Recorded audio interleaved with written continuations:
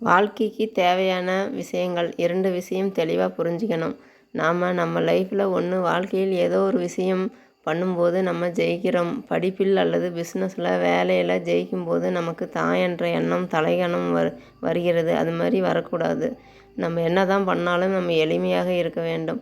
அதே மாதிரி 2வது விஷயம், நம்ம கஷ்டப்படுறோமா அல்லது தோற்று போயிடுறோமா, சரியாக நம்ம லைஃப் நினச்ச மாதிரி வாழ்க்கை சரியாக போகலையா, நம்ம சரியில்லை, நம்ம வேஸ்ட்டு, நம்ம ஃபெயிலியர் ஆகிட்டே இருக்கோம் அப்படிங்கிற எண்ணம் நமக்கு அப்படியெல்லாம் யோசிக்க தோணுகிறது.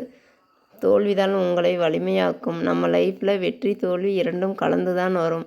அதை ஏற்றுக்கத்தான் வேண்டும். வெற்றி வரும்போது தலைகணம் இல்லாமலும், தோல்வி வரும்போது தோண்டு போகக்கூடாது.